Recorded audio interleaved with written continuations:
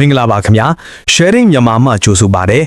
sharing မြန်မာမှသတင်းများနေ့စဉ်တင်ဆက်ပေးသွားမှာဖြစ်ပါတယ်ခင်ဗျာ ဒီဇေယျတီဗိမ္မာန်မှာဒီတက်မတော်အကြီးကတက်မတော်ခေါင်းဆောင်ပိုင်းယာတုအပြောင်းလဲလွှဲအပ်တဲ့အခမ်းအနားကိုတော့တက်ချုပ်နဲ့ဒုချုပ်ယာတုကသာလွှဲပြောင်းပေးအပ်ခဲ့တာကိုမြင်တွေ့ရပါတယ်ဒီအခမ်းအနားကိုကြည့်လိုက်ပြီးတော့ဒီတက်ချုပ်ကြီးနဲ့ဒုချုပ်ကြီးနှစ်ယောက်အပြန်အလှန်ပခုံးကိုဖတ်ပြီးတော့ပေါ့ပါပါနဲ့နှုတ်ဆက်ကြတဲ့မြင်ကွင်းကတကယ်လဲဆုံးနဲ့ဆရာကောင်းသလိုတက်မတော်ရဲ့အစင်အလာကောင်းတွေကိုလည်းမြင်တွေ့ရတယ်နောက်ပြီးတော့ဒီအခုဒီတက်ချုပ်နဲ့ဒုချုပ်ကြီးဖြစ်သွားတဲ့ဗိုလ်ချုပ်ကြီးနှစ်ယောက်လုံးကလည်းရှေ့မီနှောက်မီဖြစ်တယ်လက်ရှိမြန်မာနိုင်ငံရေးအခင်းကြီးပြိပခတ်တစ်လျှောက်လုံးမှာလည်းပါဝင်လာခဲ့တဲ့နိုင်ငံတော်ဝန်တွေထမ်းဆောင်ခဲ့ကြတဲ့ဒီတက်မတော်ကောင်းဆောင်တွေဖြစ်တာကိုမြင်တွေ့ရတယ်လက်ရှိတက်မတော်ကာကွယ်ရေးဦးစီးချုပ်ကြီးကတော့ပြီးခဲ့တဲ့2011ခုနှစ်မတ်လ30ရက်နေ့ကဗိုလ်ချုပ်မှုကြီးတန်းရွှေကနေဒီဗိုလ်ချုပ်မှုကြီးမင်းအောင်လှိုင်ကိုတာဝန်လွှဲပြောင်းပေးအပ်ခဲ့တာဖြစ်ပြီးတော့ဗိုလ်ချုပ်မှုကြီးမင်းအောင်လှိုင်ကနိုင်ငံတော်ရဲ့တာဝန်ကို15နှစ်နီးပါးတာဝန်ထမ်းဆောင်ခဲ့တာဖြစ်ပါတယ်ဒီလိုတာဝန်ထမ်းဆောင်တာတွေနဲ့တပြိုင်နက်တည်းဒုတိယတက်မတော်ကာကွယ်ရေးဦးစီးချုပ်ဗိုလ်ချုပ်မှုကြီးစိုးဝင်းကလည်း15နှစ်တိုင်တက်ချုပ်နဲ့ဒုချုပ်အဖြစ်20သမ္မတဦးသိန်းစိန်လက်ထက်သမ္မတဦးထင်ကျော်ဦးဝင်းမြင့်ဒေါ်ဆန်းစုကြည်တို့လက်ထက်ပါဝင်2020ခုနှစ်ကနေ2026ခုနှစ်အထိ9နှစ်တာကာလမှာလည်းလှိုင်းကြီးလေထန်တဲ့အခြေအနေတွေကနေ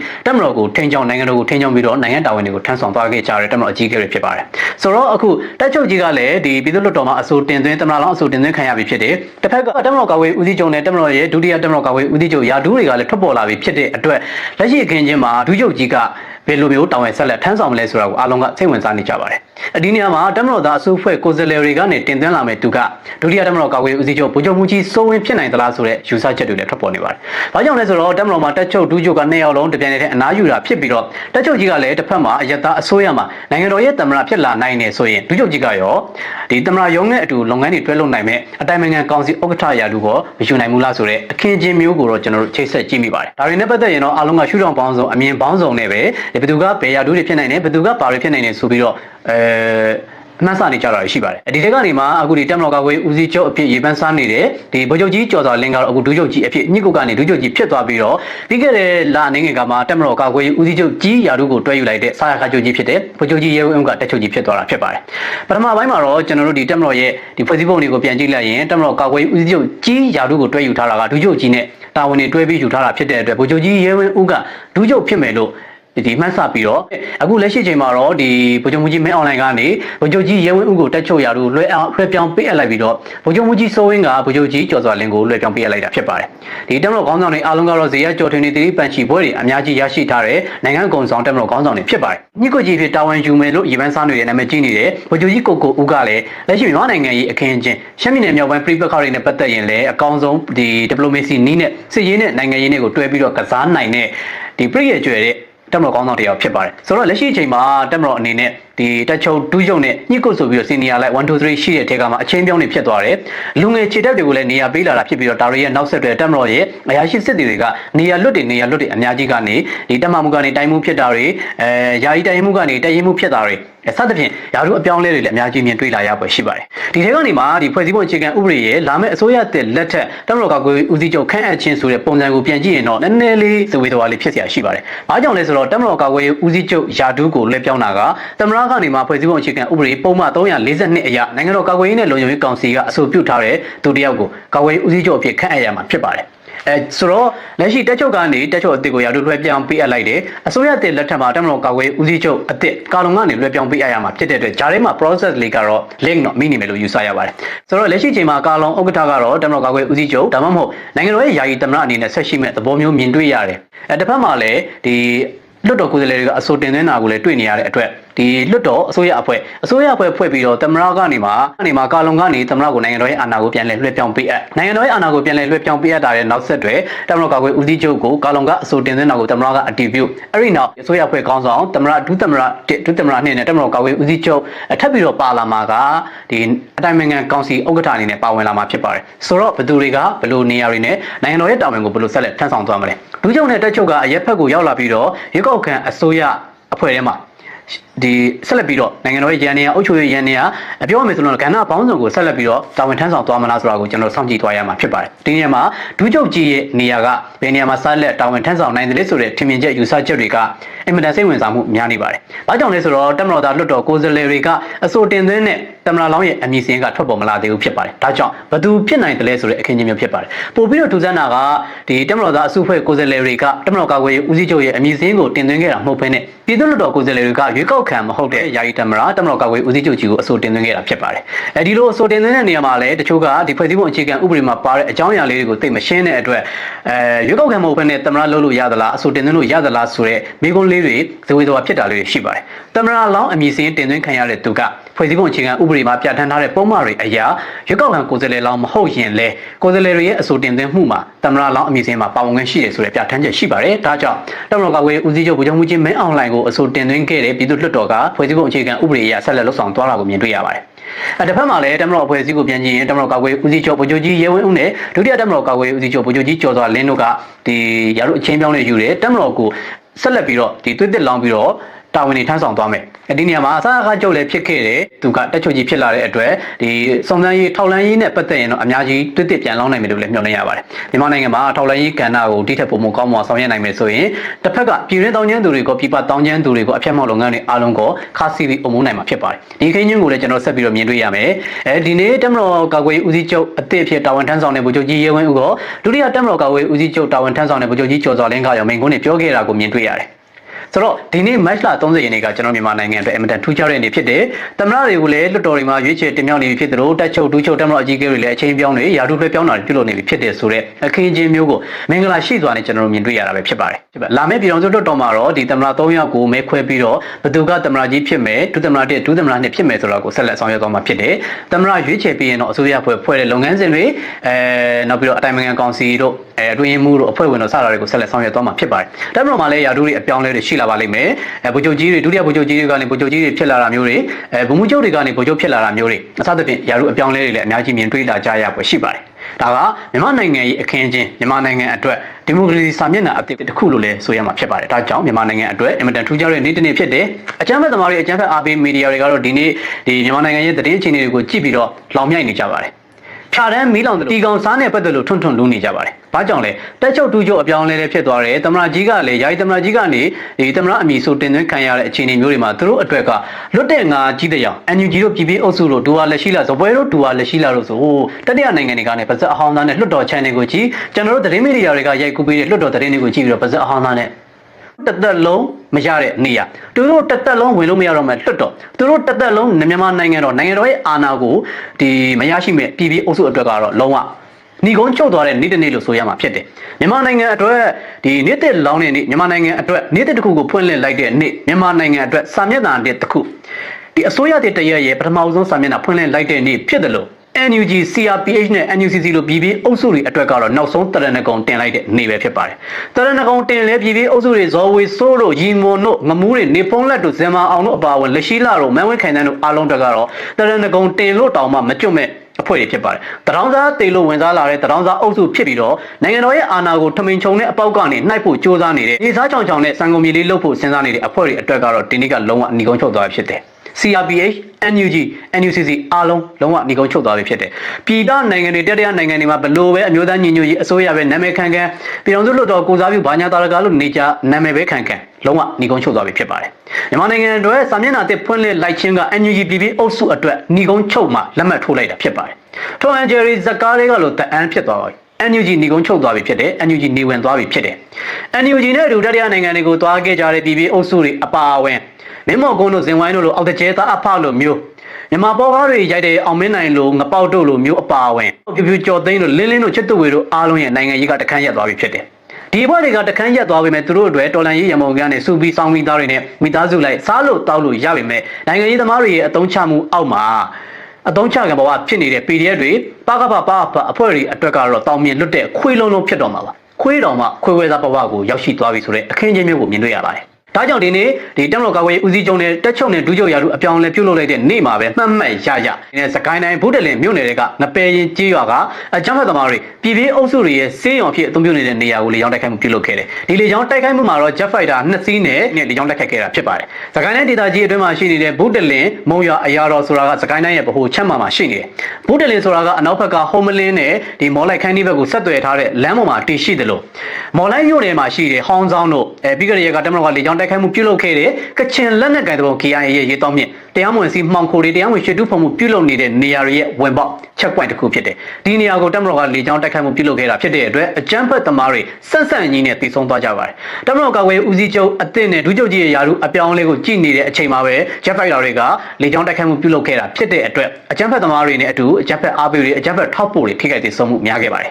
်မနက်ပိုင်းမှာတပ်ချုပ်ကြီးနဲ့ဒုချုပ်ကယာရုအလွှဲပြောင်းပြုလုပ်ပြီးတဲ့နောက်ဂုံပြို့တဲ့အနေနဲ့အကြမ်းဖက်သမားတွေကိုဆက်လက်ပြီးတော့ပြင်းထန်တဲ့ထိုးစစ်တွေလာမယ်ဆိုတဲ့သတိပေးကြံတွေလို့ဆိုရမယ်အတိုင်းပဲ12နာရီနဲ့မိနစ်90ကလေကြောင်းတိုက်ခိုက်မှုပြုလုပ်ခဲ့တာဖြစ်တယ်ဒါကြောင့်အကြမ်းဖက်သမားတွေထိခိုက်တည်ဆုံမှုများခဲ့တယ်ပြီးခဲ့တဲ့ match လာ20ရက်နေ့ကလည်းဒီကဏီမျိုးနယ်ထဲမှာရှိနေတဲ့အကြမ်းဖက်သမားတွေစုဖွဲ့နေတဲ့စုလေကုန်းရွာကိုလေကြောင်းတိုက်ခိုက်မှုပြုလုပ်ခဲ့စုလေကုန်းရွာကဘုံကြီးကျောင်းစာတင်ကျောင်းတွေမှာ NUG ကစေယုံတွေပကဖတွေ NUG ပညာရေးတွေပကဖရုံးအဖွဲ့တွေစသဖြင့်ဒီပြည်ပြည်အုပ်စုရဲ့ရုံလုံးဖော်မှုကိုလိုက်ပြီးလုပ်နေတဲ့အသုံးချခံဘုံကျွန်း PDF တွေအပါအဝင်ဓမြသာသာဖြစ်လာတဲ့ပကဖအဖွဲ့တွေစုဖွဲ့နေရကိုလေကြောင်းတိုက်ခိုက်ခဲ့တာဖြစ်တဲ့အတွက်အကြမ်းဖက်သမားတွေထိခိုက်တည်ဆုံခဲ့တယ်ပြီးခဲ့တဲ့ရက်ကလေကြောင်းတိုက်ခိုက်မှုလိုမျိုးပဲဘုဒ္ဓလင်မြို့နယ်တွေကငပဲရင်ကျေးရွာလေကြောင်းတိုက်ခိုက်မှုမှာလည်းအကြမ်းဖက်သမားတွေထိခိုက်တည်ဆုံမှုများပါလိမ့်မယ်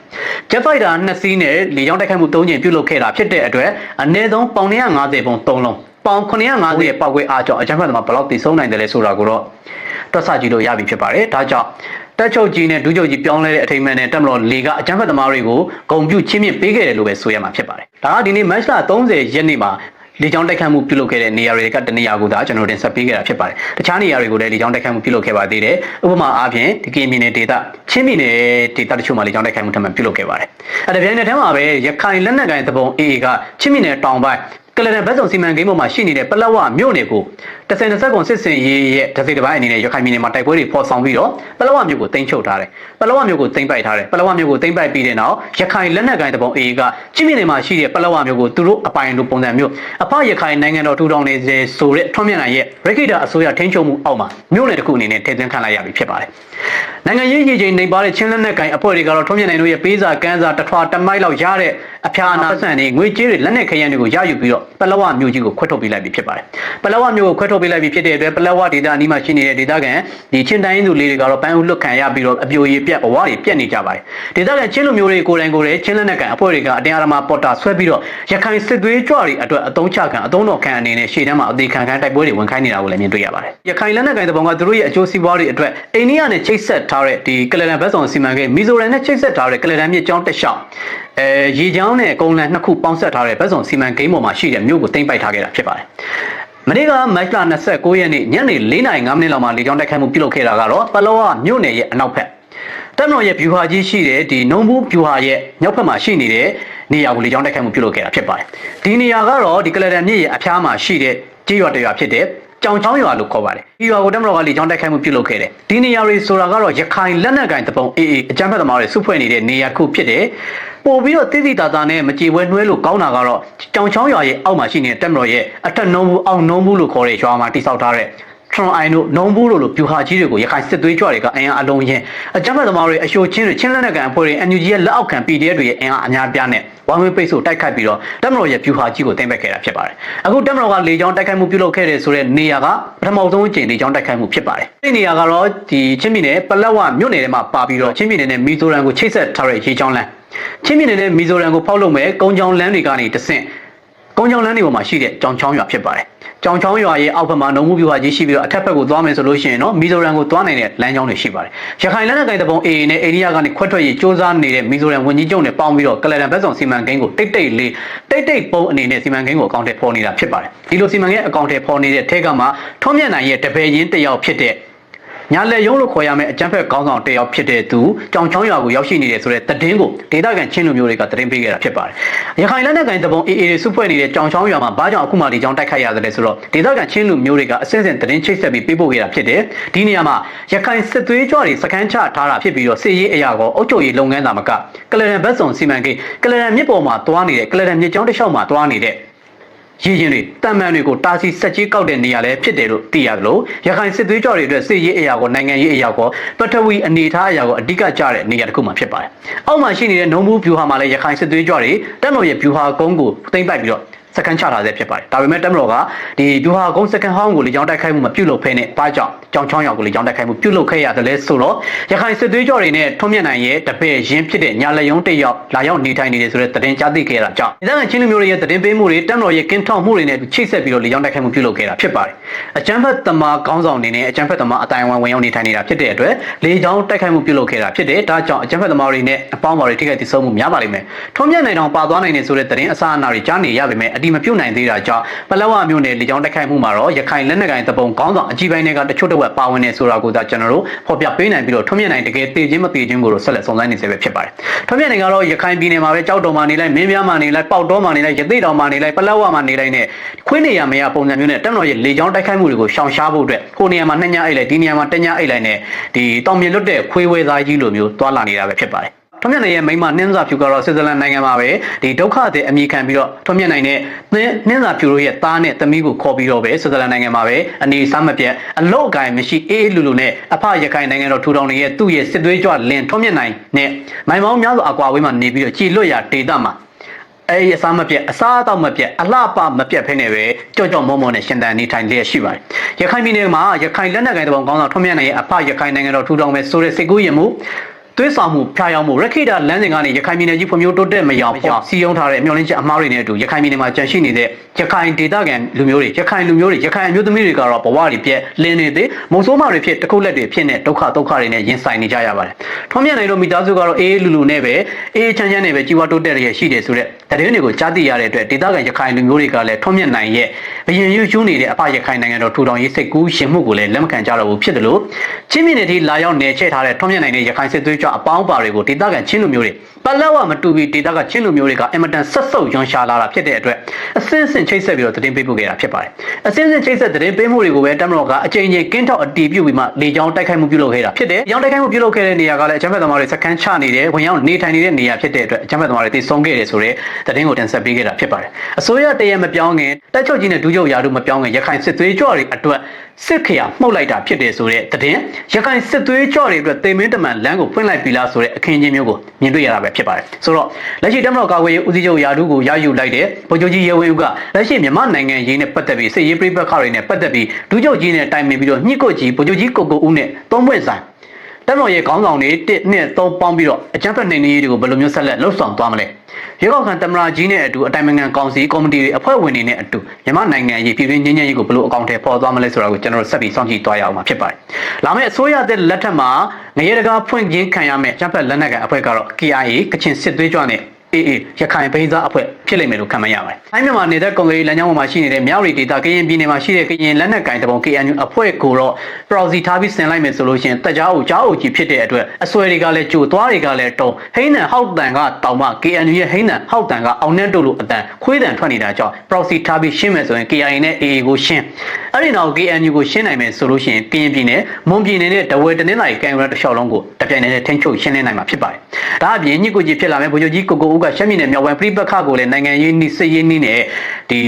ီမျှကြည်ထားကစားနိုင်တဲ့အခင်းချင်းမျိုးကိုမြင်တွေ့နေရတဲ့အတွက်အစိုးရတစ်လက်ထက်တမတော်အကြီးအကဲတွေရဲ့အပြောင်းလဲမှုအစိုးရတစ်တရဲ့အပြောင်းလဲမှုအတိုင်ပင်ခံကောင်စီရဲ့ဒီ check and balance ဆောင်ရွက်မှုတွေနဲ့ရွေးကောက်ခံလွှတ်တော်ကိုယ်စားလှယ်တွေလက်ပြလုံးစွာနဲ့လွှတ်တော်တွေကိုဝင်ရောက်လာပြီးတဲ့နောက်ပြည်သူအကျိုးနိုင်ငံအကျိုးမဲဆန္ဒရှင်တွေအကျိုးနိုင်ငံနဲ့လူမျိုးအကျိုးတမတော်နဲ့ပြည်သူလူထုအကျိုးနိုင်ငံသားတွေအကျိုးကိုအပြည့်အဝတာဝန်ထမ်းဆောင်နိုင်ကြမယ်နေရာပေါင်းစုံကနေမောင်းနှင်ကြမယ်အဖွဲ့အစည်းတွေအဖြစ်ကျွန်တော်ကယုံကြည်နေတာဖြစ်တဲ့အတွက်လာမယ့် April လဆန်းမှာစတင်မဲ့အစိုးရရန်နေရာကြီးကအင်မတန်အင်တိုက်အားတိုက်အားကောင်းမောင်းတန်နဲ့အချိန်ဟုန်ကောင်းကောင်းနဲ့တာထွက်ကောင်းကောင်းဆောင်ရွက်နိုင်မယ်လို့တော့ကျွန်တော်တို့ယုံကြည်ပါတယ်ဒါကြောင့်မလို့လာမယ့်အစိုးရတစ်ကိုလည်းကျွန်တော်တို့ဂုဏ်ပြုကြိုဆိုရမှာဖြစ်တယ်လို့နိုင်ငံတာဝန်တွေကိုကြည်ကြည်ပွန်ပွန်ထမ်းဆောင်မဲ့လွှတ်တော်ကိုယ်စားလှယ်တွေကိုလည်းအများကြီးမျှော်လင့်ထားလျက်ရှိပါတယ်ဒီနေ့တမတော်ရဲ့အကြီးအကဲတာဝန်တွေကိုလည်းပြောင်းချင်းခံရတယ်တမတော်ကာကွယ်ရေးဦးစီးချုပ်ဗိုလ်ချုပ်ကြီးရဲဝင်းဦးနဲ့ဒုတိယတမတော်ကာကွယ်ရေးဦးစီးချုပ်ဗိုလ်ချုပ်ကြီးကျော်စွာလင်းတို့နိုင်ငံတော်ရဲ့တာဝန်တမတော်အကြီးအကဲတာဝန်တွေကိုလွှဲပြောင်းလိုက်ပြီးတာဝန်ထမ်းဆောင်ရပြီဖြစ်တဲ့အတွက်လည်းလက်တင်အလေးပြုပါတယ်ဂုဏ်ပြုပါတယ်ဆိုတဲ့သတင်းအကြောင်းအရာလေးကိုတင်ဆက်ပေးခဲ့တာပဲဖြစ်ပါတယ်သတင်းများနေ့စဉ်တင်ဆက်ပေးသွားမှာဖြစ်တဲ့အတွက်ကြိုက်နှစ်ပတ်တဲ့ဆိုရင် like နဲ့ subscribe လေးနှိပ်ထားပြီး sharing မြန်မာမှာသတင်းများနေ့စဉ်ကြည့်ရှုနိုင်ပါတယ်ခင်ဗျာ